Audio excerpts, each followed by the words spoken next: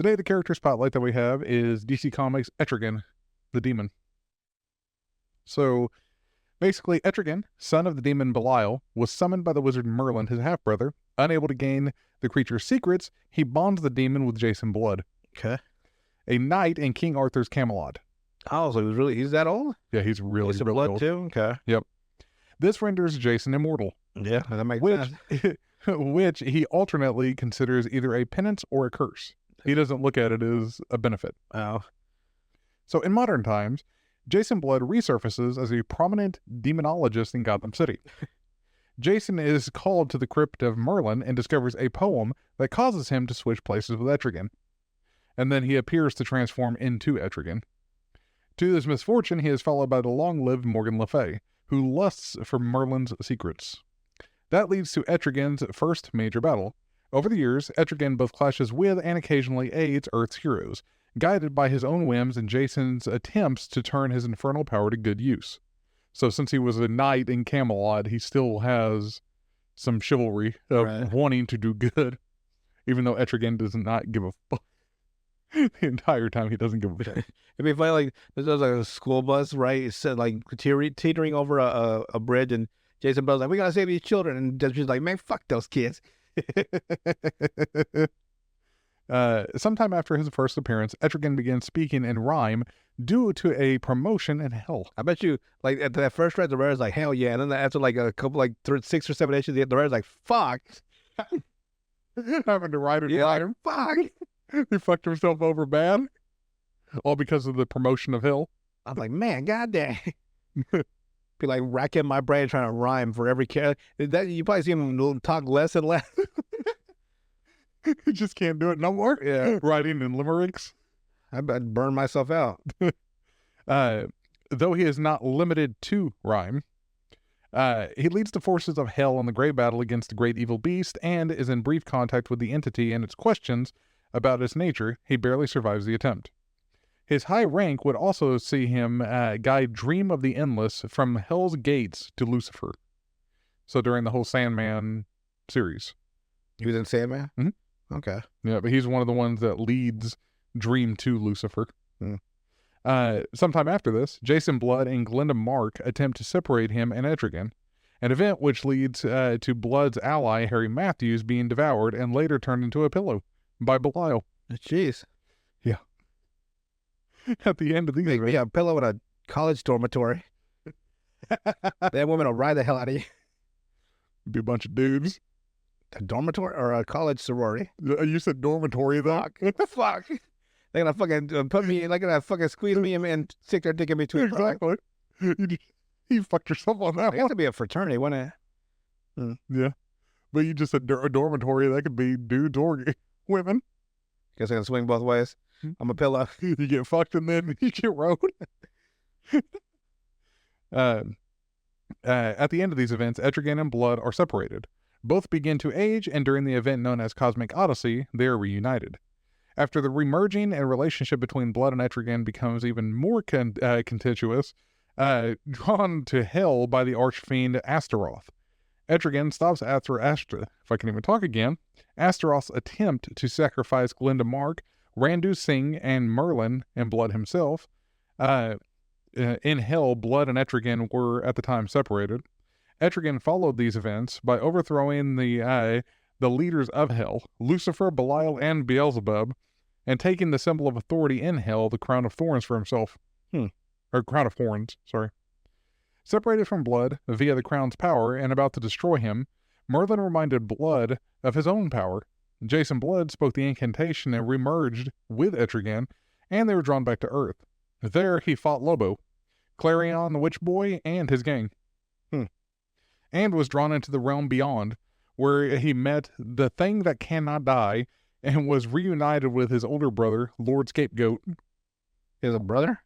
Lord Scapegoat? Remember in the Hellboy in Hell series, and you found out that Hellboy was the son of, I guess, Satan? Mm-hmm. And on his mother's side, he's actually the last descendant of King Arthur. So Hellboy is actually the rightful heir to England. Really? Or the rightful king to England, yeah. He can wield Excalibur. Really? And his brothers on his dad's side meet up with him like, well, if it isn't the favorite son or something. They beat the hell out of him. So he has to fight his whole fucking family down there in hell. I thought that was a great like writing, like making him one side the son of Satan, Yeah. so like one of the princes of hell, Mhm. and then on the other side the last descendant of King Arthur. Is fucking wild idea. Yeah. To where he's both good and evil Mm. in one. Just to have one guy that's always like one side of the family to the other. Hey, everybody's got that side of the family. Yeah. Where it's like you got the evil side and the like virtuous side. All right. Upon escape from the realm beyond, Etrigan and Blood agreed to work together and teamed up with Batman and Robin against the Howler. Soon after, Etrigan was chosen as political candidate for president of the United States and nearly succeeded in securing the Republican nomination from George H.W. Bush. The random shit. Yes. That threw you off a little bit, didn't it? A little bit. During his political run, he attempted to gain Superman's endorsement, but was denied it. It's like, no, I'm apolitical. When Jason Blood's daughter was born, he decided to destroy Etrigan and hired hitman Tommy Monago to help him. After a battle against both Merlin and Etrigan, the two of them rescued the baby, and Blood was able to steal Etrigan's heart, essentially neutralizing him and binding him to Jason's will. At the end of the battle, Jason left the child, Catherine Mark, with her mother, Glenda Mark. Jason told Glenda before he had left, "Take care of our daughter. I think it would be best if she never knew about her father." Blood then skipped out on paying Monaghan the $2 million he had promised. We ain't getting no child support from 8 deuces. Deuces, woman, deuces. And he fucking disappears. Etrigan became listless and ceased to rhyme. With Monago needing an edge against the demon Malzir, he conned Blood into returning to Gotham and using Etrigan to retrieve the Ace of Winchesters. I didn't know Dean and Sam were in DC Universe. Yeah, an anti-demon rifle. There you go. It must be an Easter egg for the series. Probably. Yeah. From hell, all while preparing to face the demonologist to let the monster... But then again, it is a gun. A Winchester. Winchester is a gun model. Yeah. So it might not even be. Probably. It's hard to tell, actually. With DC and stuff, yeah. With just like Easter eggs in general, especially when specific names are like so... ubiquitous. With like fucking Winchester. Like you got the famous supernatural characters. Yeah. But then you have the extremely famous gun, too. Yeah. The Winchester. It's like, god dang. So which one is it? I'd go with the fact that it's probably just a play on both of them. Could be. The gun and the supernatural Easter egg. Despite the risk that Etrigan would kill him in vengeance, Monago traded Etrigan his heart for the Ace of Winchesters. Once more forcing... Winchester, it has to be, because it's 2 Winchesters. Ace of Winchesters. So it has to be the supernatural. Probably. Once more forcing Blood to have the full burden of their merging and returning Etrigan to his full strength, though Etrigan reneged on the deal and tried to kill Monago anyway. I don't remember. What if they'd be surprised that the deal actually went through smoothly? They'd be like, "Oh, okay." So you give me like fame and fortune, and I give you my soul, and then like it actually happens, right? And the devil's like, "Oh, well, that was okay." And like the guy that got the deal too is like, "Oh yeah, I did get to be like." I would just be like, all right, make me rich and famous, and then when I die, you can have my soul. And the demon's like, bet. And then when you're like 107 years old, he like, I'm here. It's like, oh, and like you die, right? And Yeah. you had your whole life. He didn't like come at you like 2 years later. The way they did in like Supernatural. Right, They like- always had that little fine print somewhere. Like no, like a solid full, like you had like your own demon lawyer look it over, like, yeah, this looks pretty good, okay. And so the deal is actually like upheld for real. Unlike Johnny Blaze, whenever he made the deal with Mephisto, or was it Mephisto? I don't know. For Ghost Rider. Oh, I don't actually. It had to be. I think it was Mephisto, wasn't it? Shit, I don't know. Because there is no Lucifer in... No. Or, I take that back. I think there is a Lucifer in Marvel, but I think Mephisto is the more prominent one. Out of like the demons that there are in... There's that one story that comic book you let me borrow one time where this truck driver makes a deal with a devil that was going to take a baby, that if he could drink like 8 cans of fucking gas. Oh, yeah. I was like, god dang. Oh, I need to find that one He again. fucking drank like eight fucking cans of gasoline or motor oil. And I think, And then he got lit on fire. and he fucking, did he? Yeah. He just died. No, he got lit on fire after that. But she didn't take the baby, so a deal's a deal. Yep. I'll have to That find... was a good story. I'll have to find that book again. I know which one you're talking about. Yeah. I can picture it. I just can't remember what the title of it was. Because he was all fucking, had that like that dizzy symbol over his head because he was fucked up from that motor oil. Just over there drinking fucking gas. It's But like, I like the fact that he didn't try to fight it, right? yeah, He was just an old trucker. He was, he would never beat an actual demon. right. So he's like, Fuck it. If I can drink these fucking cans of gas, like, I don't know how many it was, but he drank a lot of them. yeah, Like, you can't keep it. Like, it's one of those things where you like, it's more cerebral right. instead of just physical combat, which I like. I can find that one. He's just like fucking, and he just fucking dies.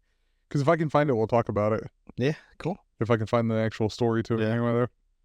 All right. Despite Blood's own doubts about himself whenever the Justice League vanished during their attempt to rescue Aquaman from the past, Batman's emergency program designed to assemble a substitute Justice League in the event that the originals were killed Fucking B team.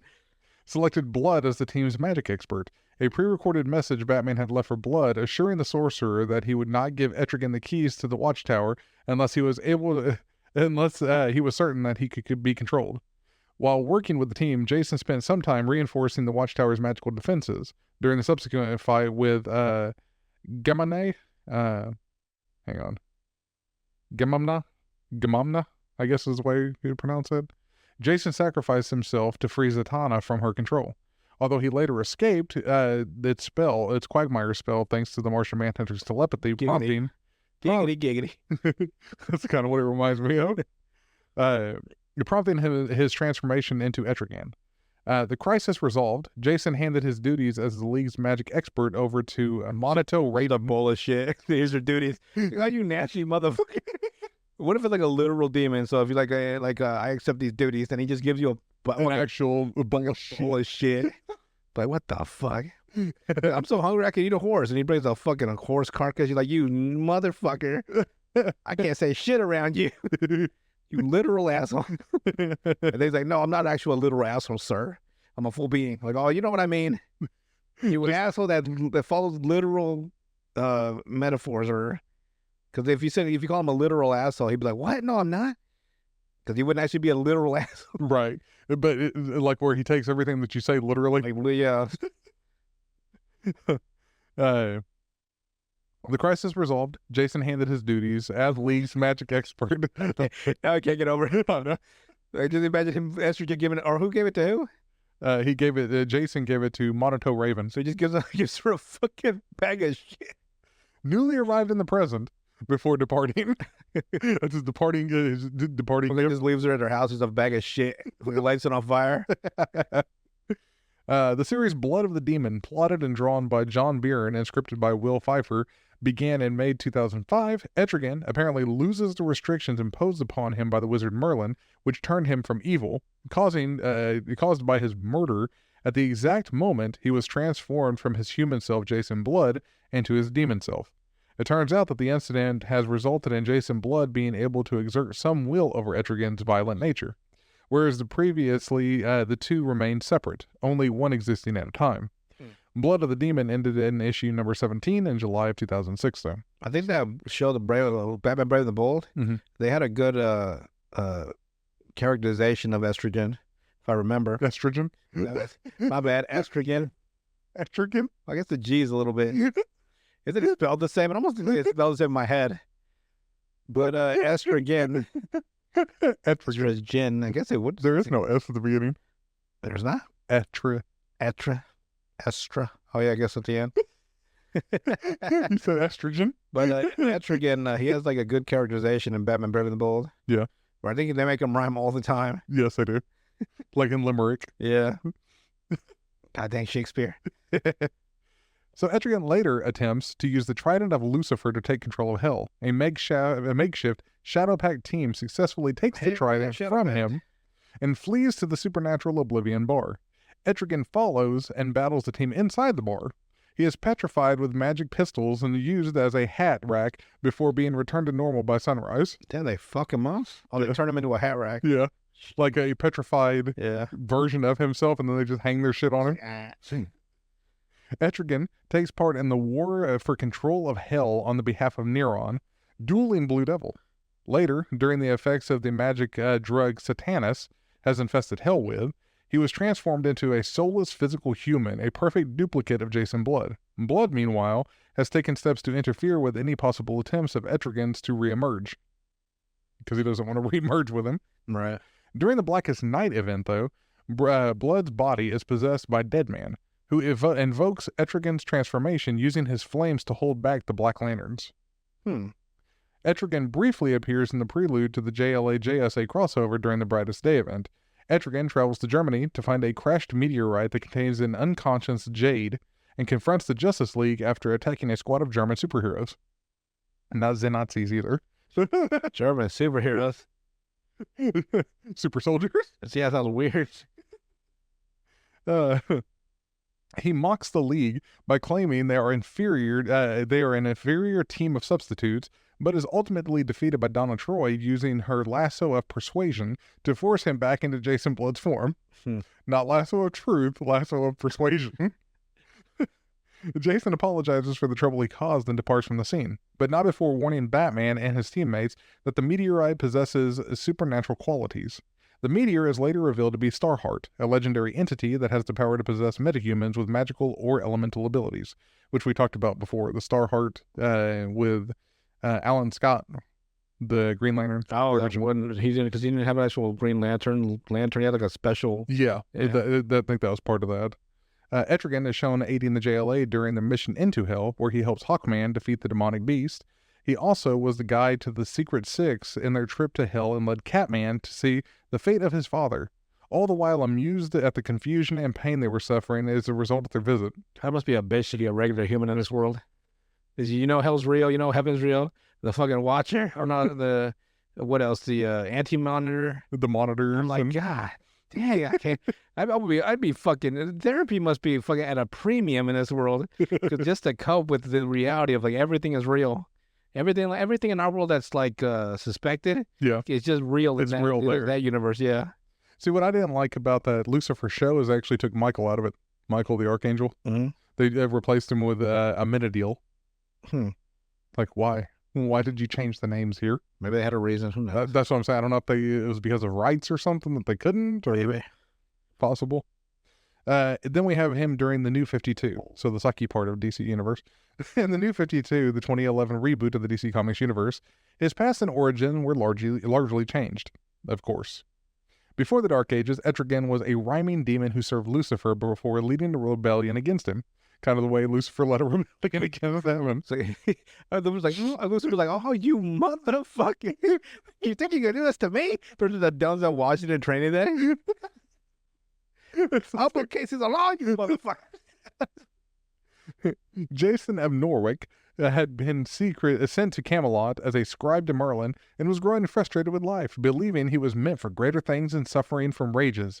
A prophecy showed that if Jason did not have some sort of quest to force him to heal himself, his rage would grow and cause him to kill his love, Madame Xanadu. Like how they're... Wait, what? I'm confused. Yeah. He has a... Wait, what? So Jason is not a knight of Camelot the way he was before the New 52. In the New 52, he's a scribe. Well, but I don't understand. What do you mean to heal himself, or his rage will be so fucking overwhelming he'll kill his wife or whatever? Yeah. I'm confused at that. What does that mean? A prophecy showed that if Jason did not have some sort of quest to force him to heal himself, basically, I guess, his mental health, I guess, his rage would grow and cause him to kill his love, Madame Xanadu. So how right, Anakin Skywalker?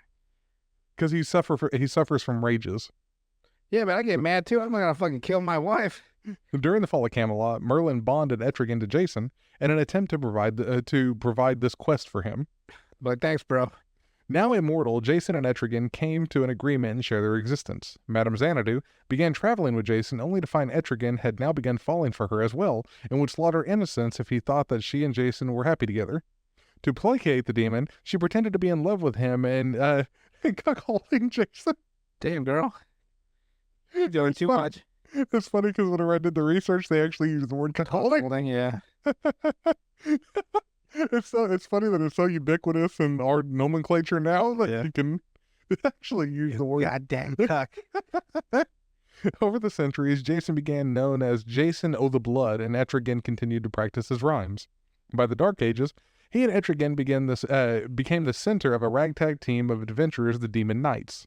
Jason and Etrigan, Xanadu, Vandal Savage, Shining Knight, the Horsewoman. It'd be funny if Vandal Savage was just like in every team known to man, because he just has so much time on his hands. So you just see him in every picture. You see him with the Justice League, the Justice Society, the Green Lanterns, the fucking shadow page. Is like, is that Vandal Savage?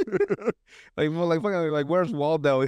Find Vandal Savage in this There's picture. a picture somewhere. And then he became a bad guy, so it's like the fucking League of Doom. It's just every team, The secret society. every team known to man. Then you go, you read, you put up a book of Spider-Man, you see him in the Sinister Six, like that Vandal Savage. He's just in every team there is. So, the Horsewoman, Saracen inventor Al-Jabbar, the number in Arabic, and the Amazon Exoristos, the exile in Greek. They first fought Mordru and the questing queen's army to a standstill before tasked by the city of Al-Saram to return Merlin to life at Avalon. Etrigan plotted to betray his teammates' souls and Avalon itself to Lucifer and curry his favor. It's fucked up, bro. While he successfully manipulated the knights into letting Hell invade Avalon and secretly felt guilty about his treatment of Xanadu, he was himself captured and used by the questing queen to gain access as well. Lucifer believed Etrigan had done this deliberately and condemned him. Outraged, the demon refused to serve anyone again. At the end of the battle, Jason was tasked as a member of Avalon's Stormwatch, but neither he nor Xanadu wanted to serve Merlin after having Etrigan forced on them again. Having Etrigan forced on them, and they didn't want that to happen again. Jason vowed to not let the demon out so often. In the present, Etrigan's body lies buried in London. It is explained that he was sealed there by his own friends because of his betrayal of them, but magic emanating from it is able to possess persons above, eventually freeing the demon, who promptly attacks Midnighter and Apollo. The entire Stormwatch then battles Etrigan, but after being defeated, he is able to possess a host and flees. During the Trinity War storyline, Etrigan is among the superheroes who feel the disturbance in the magical plane when Shazam picks up Pandora's box. In the timeline of the New 52 Future's End, Zatanna is romantically involved with Etrigan. So she's getting that demon dick. Which is weird. Like I said, the New 52 doesn't fit very well, and no wonder it got rebooted again. Some of the powers that Etrigan has, even among demons, Etrigan is considered to be extremely powerful. He was mystically enhanced super strength to a degree that he can stand up against other powerhouses such as Superman, Wonder Woman, and Lobo. Superman, I'm actually surprised. I didn't know he was that strong. Yeah. He has a high degree of resistance to injury and can project hellfire from his body, usually from his mouth. So he has that like demon breath, basically. Sometimes if he eats Taco Bell from his ass. Exactly. Flames just shoot out his asshole. He has a very high command of magic. Other powers include mystically enhanced fangs and claws, enhanced senses, super speed, agility, telepathy, energy blast, and precognition. He his nature basically allows him to enjoy pain as if it were pleasure. So at that point, it's just pleasure. Sadomasochistic. Maybe. Yeah. Making him generally fearless in the face of combat and torture. He loves that. Twist my nipples even harder. He loves that BDSM. He revels in it. His healing factor can handle an incredible amount of damage, allowing him to recover from wounds that have removed large sections of his body. He also has pyrokinesis and cryokinesis, enabling him to manipulate fire and ice. Oh, he's got one more too. He's got a CDL license. I would add random shit on that on purpose. He also possesses a CDL. He can forklift operator license. Jason Blood, on the other hand, which is the other half of Etrigan. Jason Blood is a highly skilled hand-to-hand combatant, including mastery of swordsmanship, because this is pre-New 52, so it was whenever he was still part of the Knights of Camelot, so of course it's what fine it is. Because I always wondered about like old martial arts and stuff. Like it's very crude because it's being invented at the time, right? From what I understand, it's actually really... Because like I wouldn't want to see a boxer from now fight a boxer from 1910, because that boxer from 1910 is a fucking ass beat. Because there's just it becomes so highly fine-tuned, like the sports, like, right? That like someone from a different era would not. They maybe would stand a chance. Like maybe like if it was like not that far back, like Muhammad Ali and Joe Frazier could like develop into this newer, I guess new like level of like performance. Mm-hmm. But like if it was like way back, like back in the era when it first started, like man. Like, if the football players from back in, like, the 1930s played on an NFL team right now, they'd be fucking destroyed. The only thing that I'll push back with that, they also had less safety things back then. Safety don't matter if you get knocked. If you're Imagine one of those big motherfuckers from back then playing now. But I mean, remember they used to play with leather helmets. Like I'm telling you, how big? Like they were giant. Size like we have like 6'9" guys, like 400 pounds. Yeah, they were just as big back then. I don't know, like maybe one or two, but like not like a consistent row of linemen all fucking pushing 600 pounds. Like you always had like that one or two guy that was like the oddity, like fucking George Washington being 6'2". Yeah. But like now, like that's just the normal. Yeah. Be like, man. Be like, I would agree with sports on a lot of things like that, but with swordsmanship, I would assume it'd probably be better back then, and martial arts too. I don't know. I don't think so. And the only reason I say that is because there's a lot of people that still practice the exact same way they did back then. I'm talking about the training that was different. Yeah. Like the level of like physical ability is like a higher standard now. Like I wouldn't want to go against fucking John Jones. I don't think anyone in. No, I'm not with even if not with like mixed martial arts. Even if it's like something like military level, like Navy SEALs are fucking Navy SEALs. I don't think an Apache warrior would stand a chance against a Navy SEAL get fucking sniped from 600 miles away. Yeah, with modern equipment, yeah. I'm just saying, like, that's the thing. Like, they got no chance. A physical ability, though. I hear Genghis Khan coming from back and getting his fucking head caved in by a random fucking Marine. An RPG, just boom. Yeah, I'd be like, I got him. My only point is that, like, with specific things like swordsmanship, of course they're going to be better with swords than what we would be now. Like, because they had the techniques down. Like, that's what they grew up with, is swords and daggers and stuff like that. We don't have any of that now. You might be able to train a little bit, but you're not going to have your entire life divested into it the way they would. I could beat them. Give me like 2 years of actual specialized training. I could beat anyone with a sword. And back in the day, I fucking bring them back in a time machine. I promise you, I'd whip the hell out of them. Okay, we'll do that thing. In fact, you know what I would do? I'd fucking turn it over, right? I wouldn't even need a fucking a sword. I just need a club. I'd fucking ring his fucking helmet. He'd be like, "Oh fuck!" Would ring the shit out of him with a baton. He would be dizzy as fuck. My shit would be padded, right? Yeah. For like sound concussion. His would not. I would knock his fucking ears off. He'd be like, "Oh, I can't. Welcome to modern medicine, understanding the human body. Boom! Hit him again. You're going to have a bunch of people in the comments saying, "Oh, fuck, I ain't wrong." Please look it up. If you hit someone with a metal helmet in the head with a fucking like blunt object, I promise you it'll ring the fuck out of them. Jason is also adept at magic and is often called upon to act as an advisor or investigator in occultic matters. He has limited precognition and telepathy. Jason is technically immortal due to his connection with the demon Etrigan. He has the combined experiences of Etrigan since he was bonded with the demon. And Jason Blood shares all of Etrigan's weaknesses, though, which include he picks up a fucking Bible and it fucking cuts his, like burns his hand. Holy powers. Well, damn. Holy water and iron. With his command of magic is strong. While his command of magic is strong, it is considered to be less than half of his father Belial and half-brother Merlin. Additionally, Belial granted the power of Etrigan to both Merlin and another son, Lord Scapegoat. He also is helpless against those with magic strong enough to control him, such as Morgan Le Fay. He is also said to have a strong frailty for sound effects as well. Like Venom? Kind of, yeah. Certain sounds. Like, kind of with cats and, like, the comb? Yeah. So I heard it's like fucking a fork on a blackboard. Now I feel bad watching those videos of cats fucking gagging on a fucking comb. Because they ring the comb, like, yeah, like it fucks up their, like, hearing. Yeah. I don't like that. If it's the equivalency of, like, a fucking fork on a chalkboard, I'm like, The other day I had to move a pallet from the back on outside, right? Yeah. And I didn't want to pick it up because it was all fucking wood and, like, all fucking misformed. So I slid across and the fucking nail, I was like, trying to hold my fucking teeth in place because I thought they were going to fucking blow out of my fucking mouth. I was like, because for some reason it hurts my front teeth. Mm-hmm. I don't know why. Yeah, it does that with a lot. Oh, God. So I'm just like pushing it. And I'm like,